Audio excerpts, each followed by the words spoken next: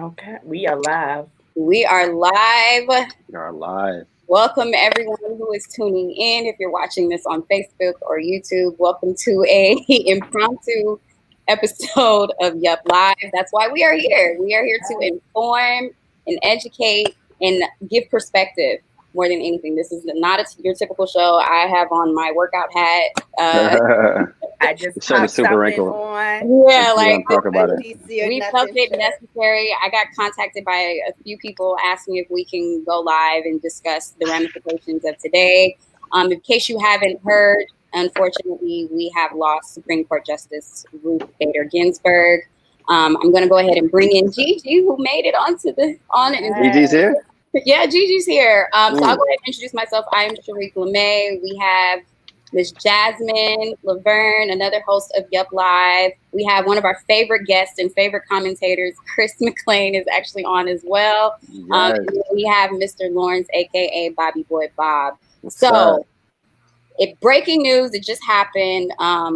We were kind of anticipating that this would happen. We were just hoping not so soon, at least not before the election, that we would lose Ruth Bader Ginsburg. So I'll let you, Lawrence, go ahead and kind of talk about the ramifications of her passing and what this means for us moving forward.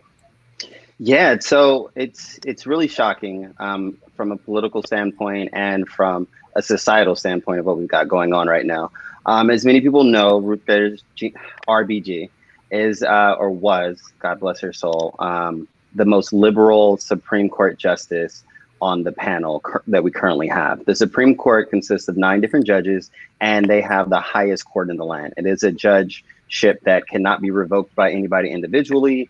They do not give them up. There are no term limits. Once you are appointed to the Supreme Court justice, and lack of a better analogy, like you are a god. And so you are able to make important decisions on cases that the laws necessarily can't follow.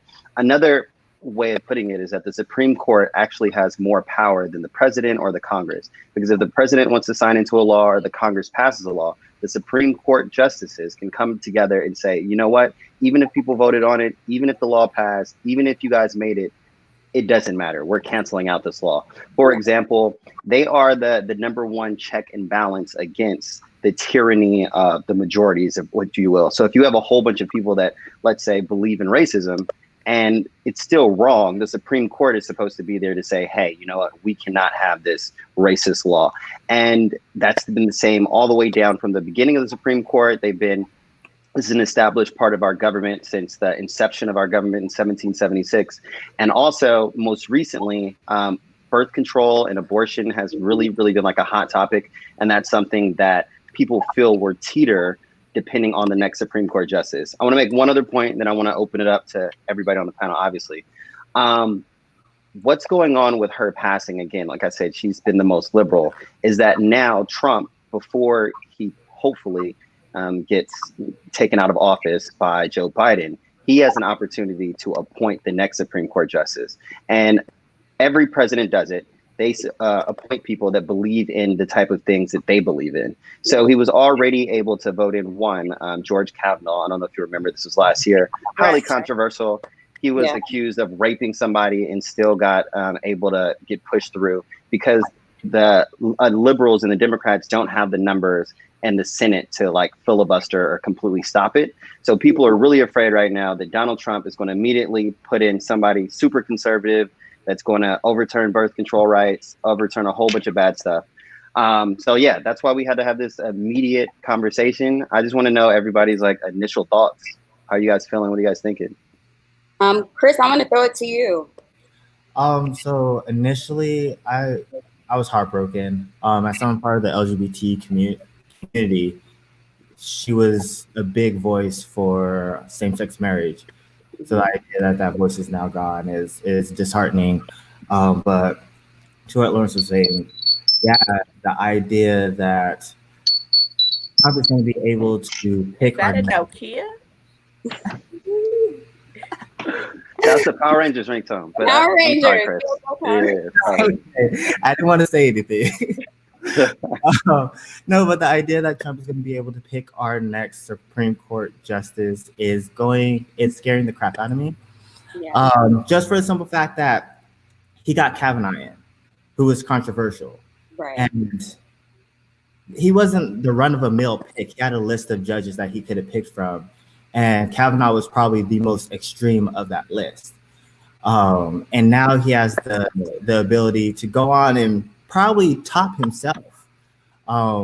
He's been saying names in public for a while now. I know the lady from Fox News, the crazy lady, he was thrown around. Ted Cruz was thrown around. The idea of any of these people, to have the final say on a law, they're there for a lifetime, which is, it's baffling. It's sad because Democrats don't have the numbers to filibuster. I don't know if they have the gall to even pull some obstructionist stuff like the Republicans did at Obama's last year. So I'm very intrigued on what's going to happen after this and how people are going to move forward. Yeah, definitely. I want to give a shout out to Miss Gigi who made it in on I know you just heard, we were just texting a second ago and you were like, I literally just heard about this. So just off the top, what are your thoughts? And then I definitely want to pass it to Jasmine too. You know, like I said, you guys won't be able to stay long, but I'm glad that I was able to tune in. Ruth, they used to call her the Notorious B.I.G. You know what I mean? She was just such a staple and such an advocate to fight for rights. And she fought to the end. Like, she battled 5 different battles with cancer. Yeah. And the fact that she was able to continue to progress and live to 87 with all of those health challenges, with the stressors of being in a political role this large. I mean, I'm just thankful that we had her on this earth as long as we did. Yeah. I think it was a blessing. My condolences to her family. I definitely didn't expect to hear this news on a Friday. It's disheartening, but my prayers go out to her family. A lot of people are grieving today. Yeah. And Jasmine, you're out there in DC. What are you feeling? What are your thoughts? I think my thoughts are kind of more on the political aspect, where we are challenged to see who is going to be our next justice confirmed. It is really shocking if they do confirm someone, because remember in 2000, it was either 2015 or 2016. I think it was February 2016 where Anthony Scalia, what's his name, Lawrence? Scalia. Anthony Scalia, he died, and Mitch McConnell said, no, Obama can't nominate or confirm anyone. We have to wait until we have a new president. And so if Trump and Mitch McConnell go against that word, it's just more of the hypocrisy of this presidency. I'm worried because even though November 3rd will come around and might vote Trump out of office, I don't know how that's going to go, but he still has up until January to nominate and confirm someone. And a couple weeks ago, he gave us a whole list of people. So he knows what he's doing. They've prepared for this. And it's just scary to know how right-leaning that the Supreme Court will go, especially in the time that we're in now with all this law and order talk. I'm really nervous that we're going to get someone in the Supreme Court that is not going to be healthy for us. Yeah. And I just wanted to, for those that are just coming in, I just want to reiterate, this is an impromptu episode of Yup Live. We are the Young Urban Professionals. We pride ourselves on speaking the truth of perspectives, bringing you guys the news and information as we see fit. And we thought that it was important for us to come live and talk about this particular predicament that we are in and how it affects us, because unbeknownst to a lot of people, I've already gotten into a Facebook argument within the last 30 minutes with someone. Yes, basically saying that she didn't care about you. Why are you commenting on her passing? You know, in less articulate fashion, but that's basically what they're saying. And I'm like, the reason why I care is because I'm still a citizen of the United States of America. I'm a woman. I'm a minority. I have loved ones that are LGBTQI. I care. I care. That's why I care. Regardless if she knows me personally or if she cared about, you know, my income or whatever, it was important for me to know that there's somebody in that seat that would vote on behalf of those that I care and I love about. So and that's it's also these are the leaders and people that we've elected. Well, not the Supreme Court, but you have to care. I think when people give us these, why do you care about politics and da da da da? These things affect our day to day, whether we want to believe it or not.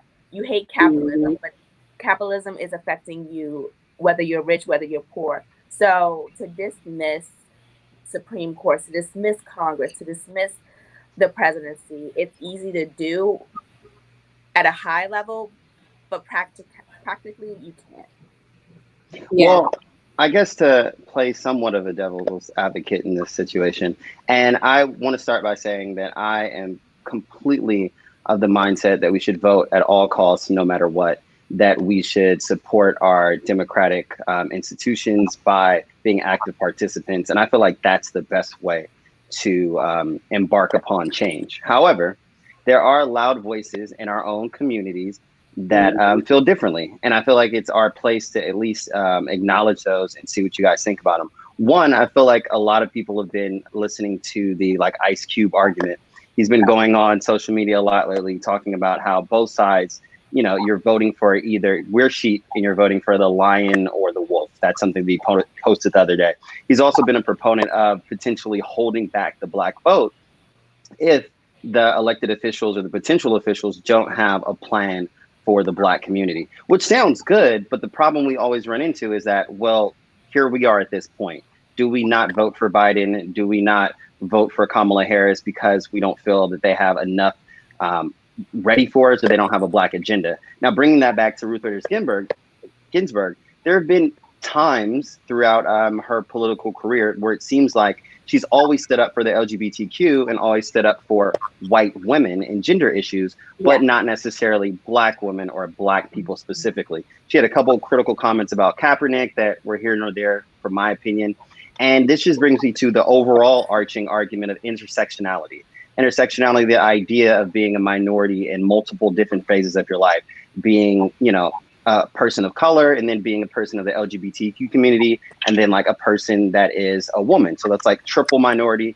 You have intersectionality, and they don't always flow together when you look at your politicians because everybody's not fighting for all of it. So how do you guys feel in regards to intersectionality and Ruth Bader Ginsburg? Do you think throughout her lifetime that she did a good job of mixing all those two together, or were you critical? I think that's a good question for Chris. So I'm critical of everybody. You could breathe in. I'm gonna judge the way you breathe in. But to say, judge me, please. I'm definitely of the mind of like, yeah, not everything she did was completely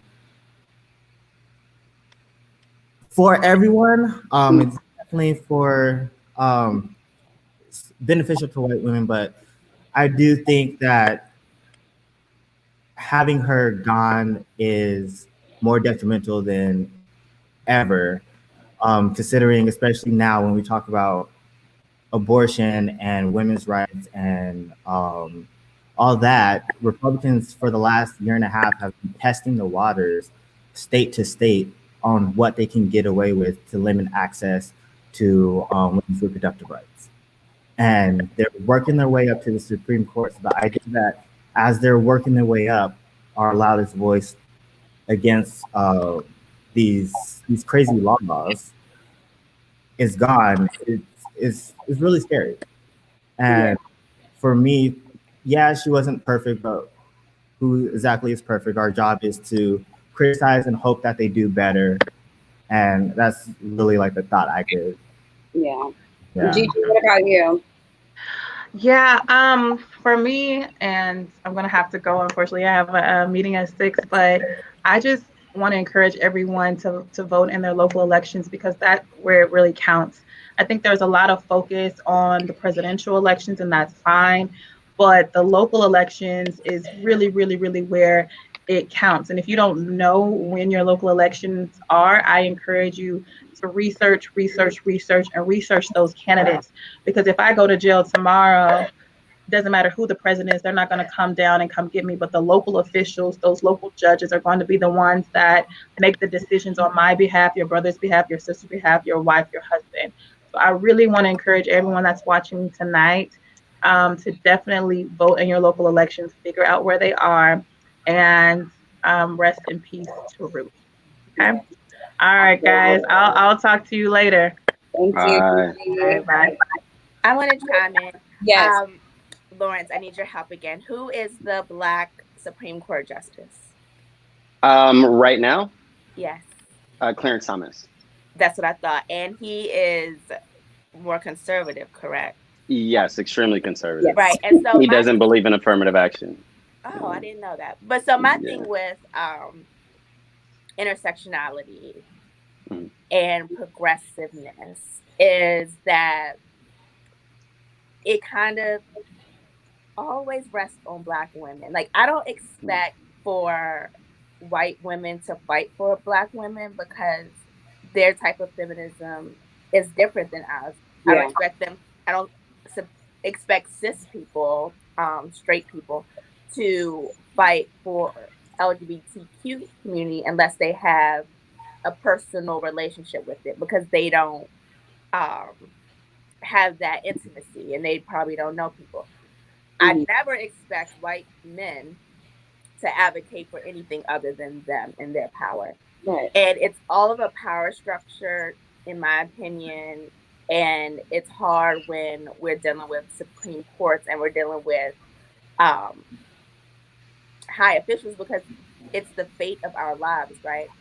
So I think progressively, if we're talking and this nomination does get shifted over to the next presidency, I would love for Kamala and Joe Biden to inquire and add Black women and Black judges and Black lawyers to that list, and Black women to that list of nominees, so that we can have a bit more of a representation of who is in the fabric of our society. I would love for them to nominate an LGBTQ person. And then what's the other woman's name? The Latino woman. Sotomayor. Yeah, I think she's a good justice in what I've seen so far. So I hope that she kind of takes the reins of RGB or RGB and helps us out here. I think you touch on an interesting topic there. In our community today, we seem to be hypercritical of individuals, even if they check the boxes of what we want. So like you mentioned, you would love to see somebody on the Supreme Court that's LGBTQ. And my issue with that, or my fear, is that we get someone that checks that box, but it's not good enough. We had a conversation earlier about a month or so ago about how people aren't happy with Kamala. And it's like, yeah, she's Black and she's a woman, but she threw some people in jail. So how do you feel, and this is for anybody on the panel too, how do you feel today in regard to our own community, and if we're being supportive enough of the individuals that do look like us or check the boxes? Well, for me, I'm sorry, you guys, my dad keeps calling me. For me, even aside from being supportive of those who look like us, I guess, technically Ruth looked like me, being that she's a woman.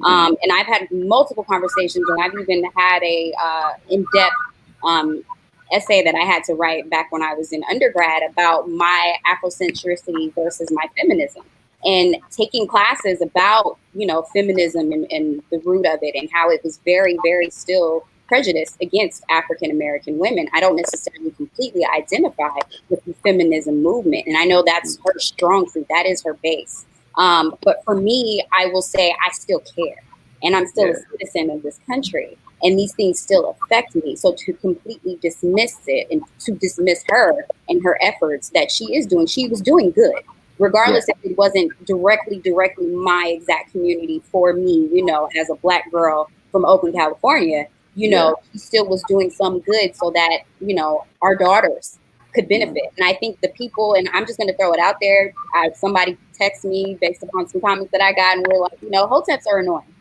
And, and that's that's a whole other conversation that we can have. My sister queen. Wait, I'll let you finish, my sister queen. My rib. King, my rib, though. Listen, King. Okay, sister queen. Okay. We'll have an episode where we talk about that. But at the same time, brother man, you still live in this here country. You still benefit from the policies and the judgments that have been set in place in order for you to live in this country, work in this country, live in and go to school in this country, have intersectionality in this country. So to dismiss it and say, oh, this person doesn't care about you and this person isn't for you, to me, that's just ignorance. It's complete ignorance. If you don't want to live in this country and don't want to abide by the current system that we have, do something about it. And when I say do something, I get no answer. What do you suggest, brother, sir? What do you suggest? I'm open to having an articulate conversation where we can share our ideals and our ideologies, as long as it's something that's progressive and that will actually make change. That's all I have to say about that. So that's my. I have a question that might start. Are Hoteps like descendants of Nation of Islam? It depends on what Hotep you talk Exactly. to. They got so many different. It's so many. You know. Okay. We'll have a whole episode about that later, but that's part of the reason why we wanted to come on live today, just so that we can actually speak to our base, and for those who don't know the ramifications of her passing and how it does directly affect us, and what it's going to potentially look like moving forward. And if this doesn't get you to want to go out and vote, like seriously, if this doesn't make you understand that we do have some powers by electing the next president, this is, to me, I feel as though the Supreme Court is more powerful absolutely than the president. Absolutely. So I this mean, I feel like far more important. All we need is for them to say that they're gonna revoke Jim Crow, or they're gonna revoke something as crazy as that, because it's all people that Trump has put in, or it's people who are conservative. I don't know. I don't want to get it to that level, but we are kind of on a verge of a civil war, blah, blah, blah, the internet say. So it's just really scary to see who's going to be in next and their position on the state of America now. Yeah, go ahead, Chris. I do want to touch on something that Jasmine said earlier about having a Black woman or someone with who is LGBT on the Supreme Court. Biden did say that his next Supreme Court choice was going to be a Black woman. Was she progressive? Probably not. But that should be more. I'm not a big Joe Biden rah go out guys, but these moments, y'all, it hits different. Like it hits completely and that's different. the thing, right? Is that if it's a Black woman, if it's an LGBT, I think our Supreme Court, whether it's that one individual who is going to protect us all, it needs to look like what America looks like today. Yes. And I think until that happens, we will not have the country that we want. I guess what we have 6 white men that we have to get out. Or maybe I think it should be maybe 1 or 2 white men. I'm good with that. And then the rest needs to melting pot. Well, I'll say something. One is that I agree with you that, representation matters, and, representation of race, of sexual or gender preference also matters. But we got to be careful, because there are some people, like you mentioned them earlier, Clarence Thomas, I don't think he's voted a single decision in the way that I would want it to go since I've been studying. And I studied him all throughout law school. Being a Black person, a Black man, you kind of look into the other Black men that show that level of representation. And he's like, I don't believe in none of that, so it can be problematic. But I'll say that all of us on this stage today feel similarly that it's really important to vote. And I think it's something that we should, obviously put our foot on and keep stumping on the dead horse if you have to, because there are a lot of people out there that still believe, that we shouldn't, or that it's not necessary, or like you were saying, Sharik, that what are they doing for us? I get into the argument a lot about Kaepernick and his protests. And in the beginning, people were like, oh, well, if you're going to take a knee, what is that really doing? If you don't have a 10-point plan to figure it all out, like Black Panthers did, or if you're not telling us what to do. And I always say to those people that even if you are an individual that wants to remove yourself from voting, I don't agree with it. But if you are that person, make sure you're doing something else in the community. Are you investing in nonprofits? Are you doing something? Are you educating others? Like Kaepernick didn't just take a knee and say, I'm not voting. He took his knee and said, I'm not voting, and I'm doing all this other stuff. I'm donating $1 million of my dollars to this nonprofit. So I'll have a lot more respect for you if you're like, hey, because the argument does come around, we've been voting for the last 100 years, and what did that get us? I'm like, okay, fine. If you really, truly believe that, just make sure you're investing in your community. At least know your politicians. And Kaepernick knows his politicians. You and know what I'm hold saying? them Ice Cube accountable. and holds them accountable. So make sure you're being active no matter what you do. And to add on to that, it's really a mindset of knowing your politicians and not falling into the vote blue no matter who, or vote red, whatever they say. But is really taking the time to understand what you're voting for, who you're voting for, so you can't get mad at the results that you get if you're not paying attention from the beginning. And I understand that elections are tiresome, they're too long, they drive you insane. Very bipartisan. Primaries matter. The people who are running against each other, those are the most important times. Yeah, absolutely. Man, I hate to come with a dad joke, but if you didn't sit outside the club before 10:30 to get in for free, you can stand outside and vote. I don't want to hear none of that. Like, don't tell me it's taking too long. Don't tell me that. Look, my 92-year-old grandmother said if she has to go the day before and have a chair out there, she's going to do it. So it's no excuse for anyone. Protect your grannies. Right. Right. And we all know that they're saying to, you know, everyone should pay attention to their mail-in ballots and be voting by mail. The day I believe that they're calling for is October 5th. Correct me if I'm wrong, Chris. October 5th. Yeah, October 5th.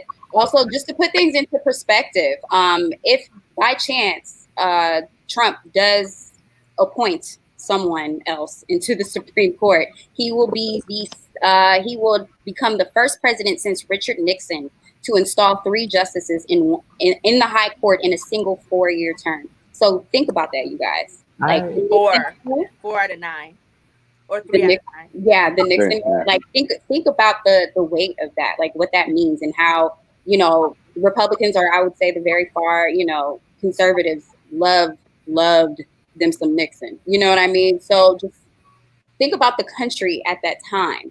And think about us now being in 2020. I want to go ahead and throw it to a video that Lawrence wanted to show really quickly. Do you want to introduce this video as I pull it up? Sure. If you haven't seen it yet, it's been floating around social media. It's by an artist named Yellow Pain. It's called My Vote Don't Count. And it's really interesting, provocative, and I think everybody should just take the time to watch it. We're going to play it right now and talk about it a little bit afterwards. All right. Electoral votes, more than 270, more than enough to become the 44th president of the United States. He will be the first African-American president of the United States. I've been broke all my life, but I kept hope all them nights. You see business in my city, yeah, they closed all them twice. I was just riding down Salem on them damn potholes. I can't drive. I know y'all can fix it faster, but I know y'all won't try. Nobody care about us, and that's what I want. Back in 2012, I remember that's when I had hope. You were saying, yes, we can. Everybody got less. When I turned 21, I was still broke. I'd never vote again. I don't think I ever had a president make my life better. Did it all on my own in a politics. Never do a nice job. I don't even know the man's name. I ain't never seen him one time ever. Tell me how she gonna help the city. What I'm supposed to do, write letters. What I'm supposed to do, blame Trump. He ain't never really gave up. Can't nobody raise minimum wage. None of these jobs pay enough. Just wanna keep us broke. Straight putting nothing but us. This how all my people feel, but we gotta learn. We can fight enough. Let me change it up. Everybody I know the same way. See, they don't want to see us vote, and we never do. So we did the same thing, but all our votes really do count, and they'll never really let it show. So now I'm finna break it down, cause if I don't, you would probably first thing first. You know, back in school when they told us the branches of the government, we forgot it. It's the judicial, the legislative, and executive. Well, all we know is the executive. That's the or the governor and the president. Now, none of those 3 people make no law. They keep checking it. The laws come to their desk, and all they do is say no or yes to it. So when the news station tried to tell us that Barack Obama couldn't put us on, because I thought he had Obama when it was the Congress members all along. We got to focus on the legislative branch. Yeah, they the ones that make the law. Yeah, they the ones write how much food stamp money you get on the card. But the people that wanted to help us, wanted to domino, they probably lost. Because we ain't even know their name, we ain't know their face, we ain't know it all. For the Congress, for the state house, for the legislative, they make laws. So what we want from the president is what they do. Okay, y'all? See, they election every 2 years, but we don't never even know to those. The Congress, they correct minimum wage, but we ain't even really know it though. So you know how back in 08, when we all voted for Obama, we was all supposed to go back in 2010 and vote for the Congress. Because they the ones make child support laws. They the ones choose if your kids at school get the East State or court laws. The state house make the court laws. lost. So if the country failed, then you can't say it's them, it's your fault. Cause y'all didn't know to vote for Congress members that was for y'all. And they don't gotta be nothing for you. Just let them see. See, they don't want to tell you this. They want you to focus on the president. Now, the third branch is the judicial, that's judges. They the reason why John Crawford and Trayvon had justice. So when Meek Mill got locked up, this for Poppy Willis, we blame the judge and not the city when they let her get voted in. Cause they ain't know who to vote against. Imagine life on the other side. Roads better, schools better. Everybody get their license back. Grocery store move better. Custody of your kids back. Homeless people get new shelters. If we gon' fix the U.S., we gotta start with them 2 letters. Me and you. Somebody told us that the government want to keep us broke. But the only reason why those people in the government is because we ain't vote. And I ain't talking about the president. I'm talking about the ones we ain't know. So they was gonna try to keep it low. It's gonna hurt them when they see the pros. Every time you stay home, someone is making a decision about you. Making decisions about the air you breathe, the water you drink, the food your kids eat, and how much money you bring home every 2 weeks. So every time you sit out an election, every time you don't show up because you think it doesn't matter, someone else is happy that you didn't show up. So they can make that decision for you. Vote. Wow. He is preaching. Wow. Wow. That's all I gotta say. I know maybe for a few people it kind of went over their heads a little bit in the beginning. They didn't know where it was going, but I mean that was wow. Yeah. Break it down. Reaching. Yeah, it's very true. It's a sad, unfortunate truth that these are things that we aren't aware of. I've seen this gentleman before. I've heard about him. I will say most of the commentary about him wasn't necessarily in the most positive light, and I think it's because of maybe people just aren't aware or really aren't digging deep into what it is that he's actually trying to say, because he's anti, but he's not anti. You know, he's for the people, at least according to what I just witnessed. So I think that was a great thing that we just watched. So thank you for sharing that with us. For sure. Chris, what do you think? I think the most important phrase or saying in that whole thing was they don't want you to vote. Yeah. They want to make the decision for you, and it's very evident when we look at the voter suppression, when we look at the gerrymandering, ID laws, just rampage. I think it's in Tennessee. No, Mitch McConnell's state, Kentucky. Where in one city they're only having one polling place. In the age of COVID, and for I think over 200,000 people at this point in time, they don't want people to come out and vote and use their vote importantly. And on top of that, it's important to make it a national holiday. I know that was something that was spoke about on the Bernie Sanders campaign, but national holiday, it should be one of the top priorities in this country. Because that's the excuse. I can't get off of work, so I can't vote. Mm-hmm. Yeah. Absolutely. And as a comment on the video, Ron Deuce commented, that video was dope. At first, I was like, nah, I don't agree. Then he switched it up. I felt the same exact way. I saw it on Instagram the first time, and I was like, what is he doing? But I'm a person, I was like, before I get super critical, because I was getting hot and upset, I was like, let me let him finish. And I'm glad I did. And I think that's the reason why he made the video the way he did, to really like bring us together. Because there's two strong sides to the argument. He laid out every reason why people say I shouldn't vote. And then after that, he was like, but these are the reasons why you should. And as Chris, you just mentioned, they don't want you to vote.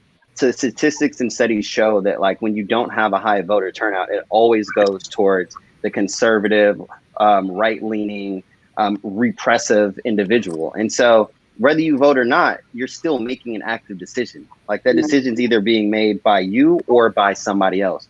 And if you're a person that doesn't believe in the system, vote and then go change the system. You can do both. It's not like as soon as you vote, you got to shut up and just sit down. You still have other options. So I know this started off with the RGB conversation and how important that is, but there's nothing more important right now. It's all connected. It's nothing more important than voting. No. Yeah, no, thank you for that. That was perfect. I do want to wrap it up. I know this was not anticipated that we would be doing this today. But overall, I think that we had amazing commentary. So go ahead and feel free to leave comments. Make sure you're following us on our platforms. Thank you, Chris, who's one of our favorite commentators, for coming in. Again, please follow us Let us know what you guys think about the passing. Let us know if you have any articulation. And that's my thing. I think if you're going to have an opinion, I know right now my Facebook page is actually lit, and I was just told my father just responded to some people on my Facebook, so I'm going to go check that out. Please, if you have something to say, please back it up. Please articulate yourself. I don't need memes. I don't need, the ridiculousness. Please just have something articulate. I'm open to conversation. I am open to hearing your perspective. That's my final words. Anyone else has any final words? Oh, and rest in peace, Ruth. Rest in peace. Anyone else final words? Yeah. I just want to say, if you can vote, please vote. You can have discord and discourse, and you can disagree, but you can still vote and try to make a change. Also, to everybody commenting in the comments, we might not be able to get to everything, especially if it's super long, but you can always reach out and we'll talk about whatever. So you can reach out to me directly, Bobby Boy Bob on Instagram, Lawrence Trailer on Facebook, and you can have the discussion. I just got an alert on my phone that says Mitch McConnell will be nominating. It just went away, but it says something about Mitch McConnell and the Senate will vote on RGB. Wow. Oh yeah. So that's my final thought. And Chris? My final thought is rest in peace, RBG. Guys, vote in your elections. Get your pamphlets. Find out who's in your local clubs. They all do voter slates. They'll do is simplify all the crazy messaging that's in these the voter ballots. Simplify it for you. And on top of all that, don't come in my comments. I'm not here for the conversation. Not today. Not today. Okay. Today. Not today. All right, y'all. Thank you guys. Bye. Have a part 2 episode of our relationships episode. We're still going to come with the news, and we'll keep you updated on all that's happening in the state of the world. 2020, y'all. Oh my gosh. All right. Y'all stay blessed. Have an amazing weekend, and we love you. Bye. Have a good one. Bye.